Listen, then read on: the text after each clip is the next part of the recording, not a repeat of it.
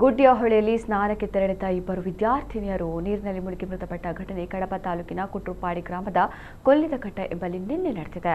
ಮೃತಪಟ್ಟ ವಿದ್ಯಾರ್ಥಿಗಳನ್ನು 15 ವರ್ಷದ ಅರ್ಪಿತಾ ಹಾಗೂ 21 ವರ್ಷದ ಸುನಿತಾ ಎಂದು ಗುರುತಿಸಲಾಗಿದೆ. ಮೇ 8ರಂದು ಮಧ್ಯಾಹ್ನ ಅರ್ಪಿತಾ, ಸುನಿತಾ, ಅಕ್ಷತಾ ಹಾಗೂ ನೆಟ್ಟಣ ನಿವಾಸಿ ಶ್ರೇಯಾ ಸೇರಿದಂತೆ ಕೆಲವರು ಕೊಲ್ಲಿದಕಟ್ಟದ ಗುಡ್ಡಿಯಹೊಳೆಗೆ ಸ್ನಾನಕ್ಕೆಂದು ತೆರಳಿದ್ರು. ಸಂಜೆ 4:30ಕ್ಕೆ ನದಿಯಲ್ಲಿ ಈಜಾಡ್ತಾ ಇದ್ದ ವೇಳೆ ಅರ್ಪಿತಾ ಹಾಗೂ ಸುನಿತಾ ನೀರಿನ ಆಳ ಅರಿಯದೆ ನೀರಿನಲ್ಲಿ ಮುಳುಗಿ ಮೃತಪಟ್ಟಿದ್ದಾರೆ. ಜೊತೆಲಿದ್ದವರು ರಕ್ಷಿಸಲು ಪ್ರಯತ್ನಪಟ್ಟರೂ ಪ್ರಾಣ ಉಳಿಸಲು ಸಾಧ್ಯವಾಗಲಿಲ್ಲ. ಬಳಿಕ ಸ್ಥಳೀಯ ನಿವಾಸಿ ಜಾರ್ಜ್ ಅವರು ನೀರಿನಲ್ಲಿ ಹುಡುಕಾಟ ನಡೆಸಿ ಇಬ್ಬರ ಮೃತದೇಹಗಳನ್ನು ಹೊರತೆಗೆದಿದ್ದಾರೆ.